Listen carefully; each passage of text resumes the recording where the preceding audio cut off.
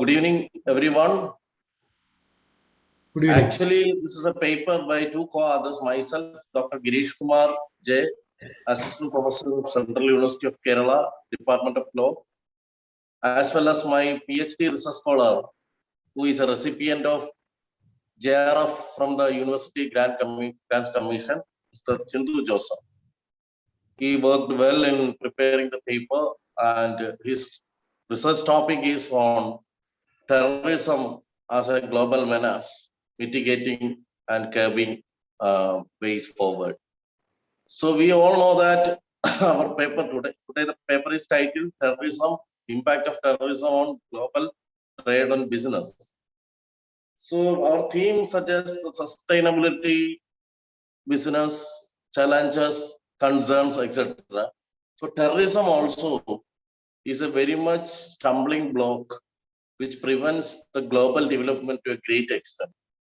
So act of terrorism is omnipotent, omnipresent, everywhere it can be seen in one or the other form. So the terrorists may be having their own reasons in engaging in terror. So quite often we see international terrorism, we see some countries, people claim as freedom fighters, but the state forces may be terming them as anti-nationals. And we can see even state agencies engage in terrorist activities as part of their foreign policy.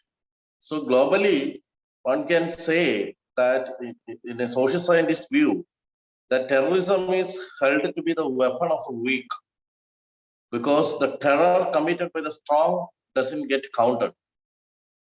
So my PhD researcher Chindu Joseph will be dealing with the detailed presentation. I invite him to give the presentation. Over to you, Chindu Joseph. Thank you so much, sir. Am I audible? Yes. I have a PPT with you, so please wait while I share it. Is it visible? Yes, it's visible. Okay. Thank you, sir. And respected chair, faculties, and all other presented in the meeting. Very good evening to you all. As Girish sir said, the title of the topic is Terrorism and its Impact on Trade and Economy, a critical analysis. We can go into the topic. What is terrorism actually?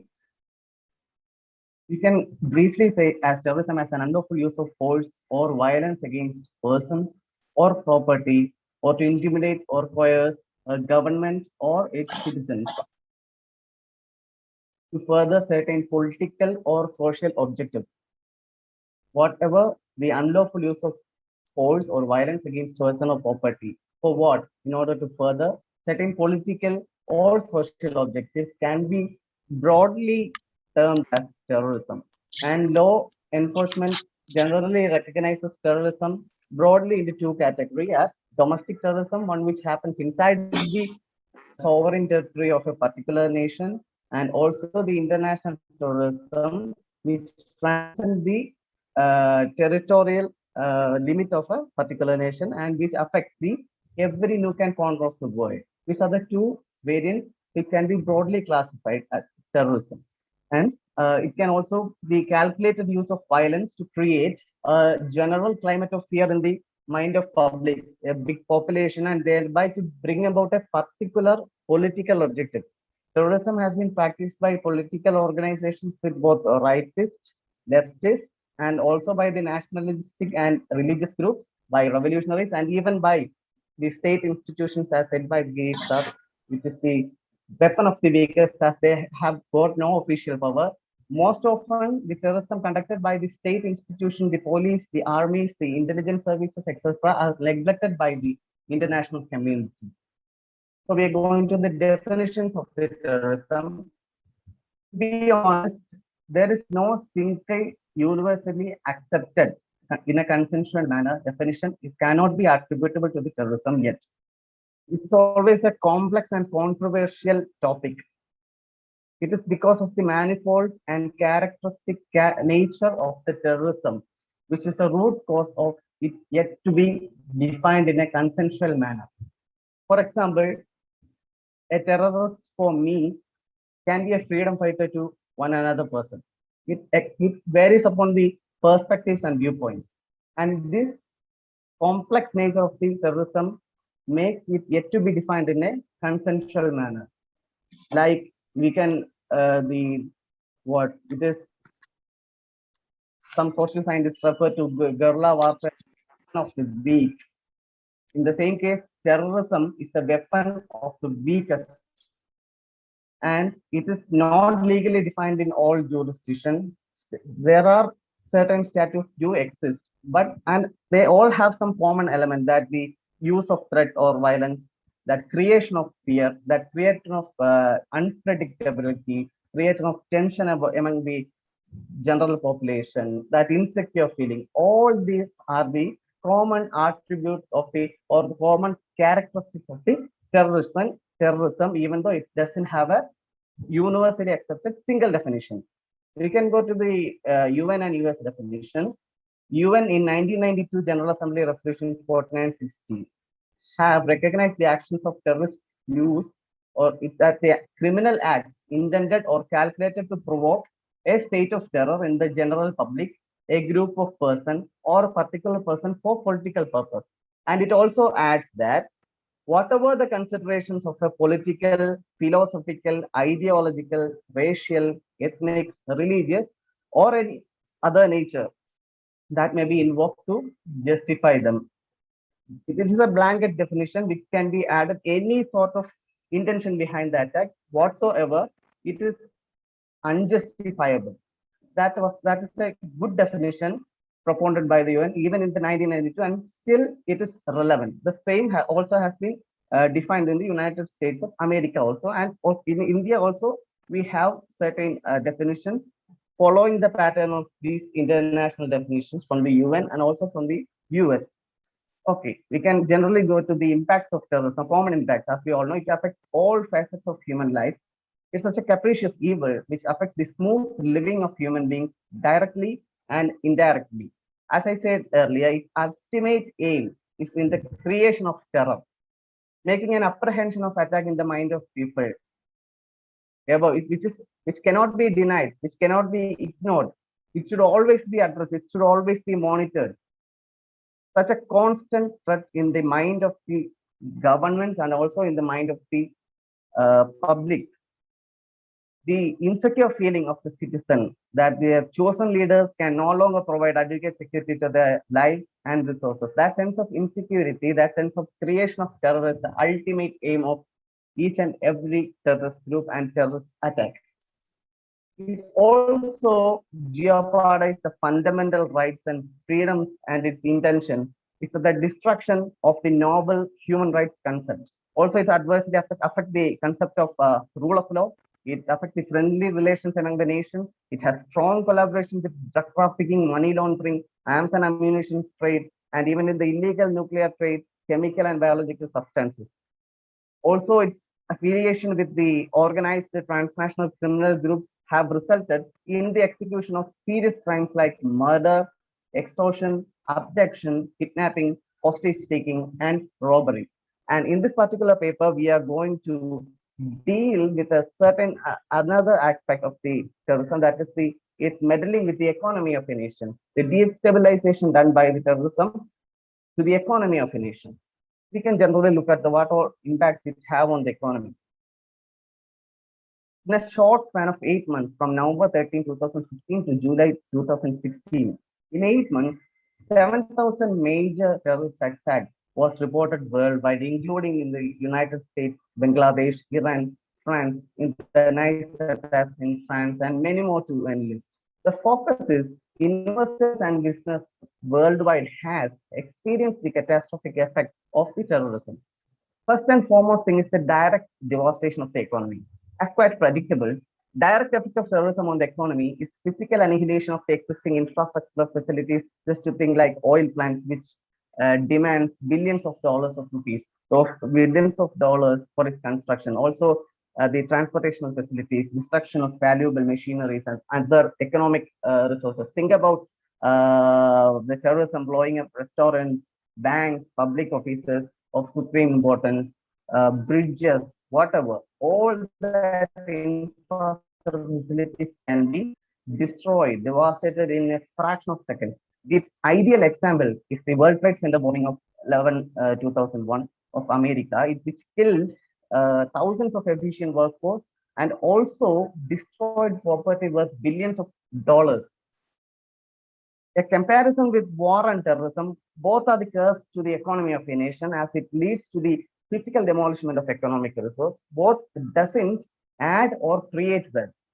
But war may be understood as a result of indifference between particular nations or some kind of political struggle. But think about the terrorism.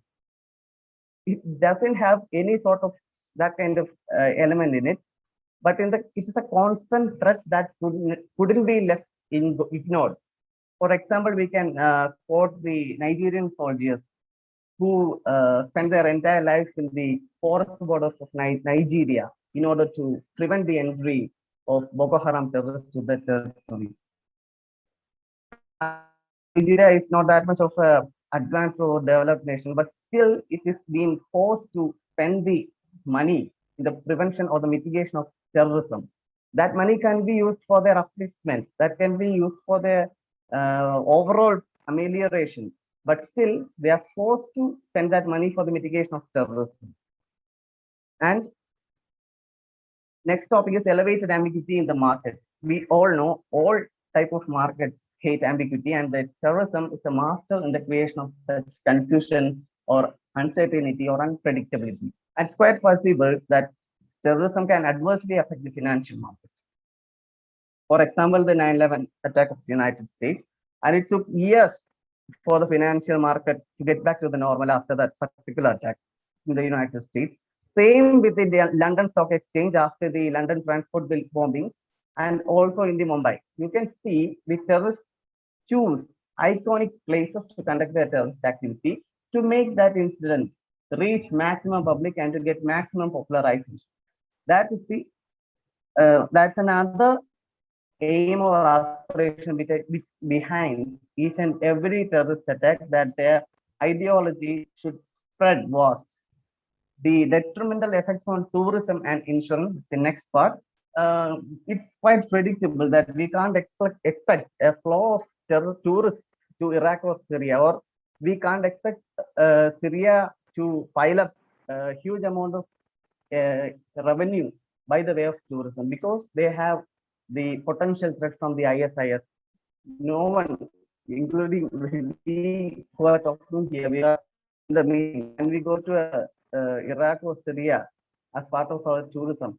No plans will be done like that, right? So the nations with increased frequency of tourist attacks will have to leave behind their income generating aspirations by the way of terrorism. Same happened in France after the Nice attack. The GDP declined after the Nice attacks, as France is for France, tourism is a major component which adds to a major portion of the total GDP.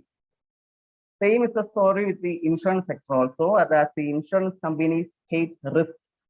The presence of terrorism in turn makes it a risky business. Quoting about the 9/11 attacks of the America, as the victims made a mass claim and the insurance companies was fortuitously equipped with sufficient cash reserve to meet the commitment. Even the Terrorism Risk Insurance Act was passed by the government to share the apportion the losses between the insurance industry and the federal industry. See how much importance the terrorism has gained in the advanced nation like America. They were forced to prepare even a terror act dealing with the terrorism insurance, because it was majority of the companies were denying after the 9/11 attack to meet the damages arising out of terrorist attack. But in the current world scenario, insurance companies have formulated insurance policy plans specifically designed to cover such damages arising out of terrorist attack. And it calls out for it discloses the significant threat that terrorism poses to the contemporary world. Next, we can move to the effects on foreign direct investments. Terrorism always elevates the risk factor in the contemplation of the investors, which makes them reluctant in investing in a nation vulnerable to terrorist activities. This, in turn, leads to a drastic decline in the foreign direct investment. An analysis on terrorism risk factor among 186 nations for the year 2003 and 2004 identified that net FDI received by a country was cut short by 5% in response to an amplification in terrorist risk by one standard deviation. In simple terms, the increase in the number of terrorist attacks leads to the decline in the FDI. And hence, we can look to examples of Spain, where the Basque Country region, where the Basque Country criminal terrorist function is GDP declined by almost 10% during 1980 and 1990 when compared with other states with no such terrorist presence. Similar is in the situation in the Turkish states. They were also met with a 14% decline in the GDP. Same with the Tibetan regions, where 27% diminution in the GDP was witnessed due to the separatist movements. Pakistan is another example. Only in 2015, increase in 1% in the terrorist attack incident lead to the decrease of per capita GDP by 0.39%, which means the estimated cost incurred by the Pakistan due to the terrorism is a whooping $103 billion. That is the effects on FDI. We can move forward to the impacts on business and trade. There are only actually limited researches pertaining to such field, but it's obvious that no investors will be interested in meddling with the terrorist group and conducting their business in such an area which is always prone to terrorism. It's quite obvious, and it can also impact connect the friendly relation between nations, which is a supreme factor in the business. As the world got globalized, businesses easily transcended national boundaries, which helped in achieving overall amelioration in the advancement of human life. Same, terrorism cannot also be confined to a territory within a territory. No physical presence is needed, as the terrorist groups are aware of the effective usage of online resources in the accomplishment of terrorist activities. So there were so many studies related with the impact of terrorism on business, like Abedi and Gardiasable, Aslam and Khan, Krakos, Chesney, Rashidar and Karaman. Each and every study discloses that terrorism does hold a negative impact on business sector, often overturn in either short or long term. Obviously there is a negative impact, but majority of the nations overcame such situation as time goes. In closing, terrorism on whole affects the economic demeanor, chiefly by changing the consumption and investment patterns. Okay, to conclude, we all know the COVID-19 has drastically changed the world, and it makes an invisible parallel world more visible to us, a virtual form, and it affects each and every regions in the globe. And terrorist organizations have also recognized the easiness in the propagation of their ideology via online and accomplishment of terrorist acts anywhere in the world through radicalization of human minds via online. The concept is known as lone wolf terrorism, which is a very important thing which is to be addressed in the contemporary scenario. One person should not go, there is no need for him to go to Syria in person to get a membership of ISIS. He can still be a member in sitting here in Kerala, India, and by getting radicalized by these ideas, and he can conduct a terrorist attack here. That is the concept of lone wolf terrorism. So, terrorism affects overall facets of smooth functioning of a regime and well-being and secure feeling of its subjects. Apart from its direct impacts, its oblique effects on the world economy and to a nation's economy are substantial. The thing is, comparably, advanced nations which have sufficient economic resources will make up the economic trauma occurred as a result of terrorist attack in days or weeks. But think about in the case of a developing or least developing nation. It's more disturbing as the trade links with other nations may get temporarily disconnected and future FDI will be in dubiety. It is the economic relations will get disconnected, either or for a permanent period. In both conditions, it is a major setback to a developing or least developing nation who is trying to reach or attain to the maximum progress. It is always a setback. a major setback. Each and every terrorist attack is a major setback for such a nation. And apart from this, all arena of business and trade will also be unfavorably touched. Only single positive element of terrorism is to the government from the old saying that war is the health of the state. It implies that, it connotes that during the time of conflict, responsive regimes and agitated civilians will apparently reduce their focus on the preservation of their political freedom and economic liberty. And apart from that, or instead of that, they will focus on the defense or focus on the preservation of the sovereignty of the nation. And this in turn lead to the higher inflation, government deficit, higher taxes, and other price control subjects. Terrorism also helps the nation to elevate their business of arms and ammunition. But to fight back the terrorists, every nation need adequate armaments or weaponry. In most of the cases, the advanced nations are the seller, and the least or developing nations who purchase this sophisticated मला weaponry, तुम्ही मनाशी तोंडी पाठवून जातात यांचे ना हे पण लक्षात राहत नाही पेज नंबर कुठच्या याच्यावर आहे. spending billions, has You know, to possess much refined arms and ammunition. हे ना microbiology So, to conclude, the heavy impact of terrorism on the world economy and trade can be eradicated only when the international community stand as a single power bloc. Nations should devise plans for the actualization of friendly relations with other nations in its foreign policy formulation. Also, terrorist pulse resistance may be effective in its practical mitigation as it transcends boundaries fixed by the nation. Along with this, government comprehensive mitigation plans to avoid protection of strategic places, especially economic centers also need to be established to make the economic impact of terrorism. And with this slide, I conclude my presentation. Okay. After. Just a more of a curious question with the greatest topic, which is a global phenomena and global topic. What are the factors based on which this terrorism happens, or in a country, or maybe some countries are maybe terror free? I don't know. What are the factors? Why do they target a particular country more than other, or they target only certain countries? Please.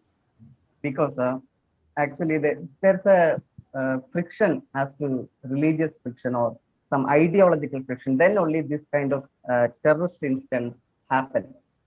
And in the contemporary scenario, it is the religious terrorism which is to be more focused. Previously, it was like it's the friction between state and its subjects, or some revolution like guerrilla warfare. In the contemporary scenario, the more focus is given to the religious terrorism, and the international mediatization is one of the prime factors which leads to the Islamophobia also. They willfully or intentionally neglect all sort of right-wing extremist attacks happening in the Western, so-called, as we said, the so-called peaceful nations also. They are happening. What's actually happening is that the mediatization is only given to the Islamophobia or Islamic terrorist attack. Even we can witness pranks happening, like one person wearing the Islamic apparel and running into a crowd and shouting Allahu Akbar or Allah Takbir and throwing something, and people just ran away. It's just a prank, but think that seriousness inside that element of Islamophobia inside the mind of people is created by the media actually, and they willfully neglect all sorts of things happening, all sorts of terrorist attack happening in the Western nations conducted by the right-wing extremists. For example, that New Zealand mosque attack conducted by a single person, which killed almost 50 or 52 persons. They label him as a right-wing extremist. They never call him a Christian terrorist. Very good. That's the difference. That's the source reason. Thank you very much. Thank you for answering my question. As he has explained about global terrorism, how far India concerned about this terrorism, and particularly in Bombay? As I told you, sir, each and every terrorist attack is happening in an iconic place, like London bombings happened in the London Bridge or something, where like 9/11 attack happened in the World Trade Center. Terrorists focus on these iconic places. In India, it's Bombay, the most important place. And India is always concerned with its mitigation in the terrorism in its legal framework, like we have Unlawful Activities Prevention Act. More amendments was made to it in the 2013. More powers was given to National Intelligence Agency and its court established under. So India is always keen in addressing such issues. Yes, thank you very much, sir. You are explaining and you are given a good, very good answer about this. Thank you, Chandu sir. Thank You you so always- much, sir. Thank you. Thank you. Thank you, Manoj, sir. Thank you very much.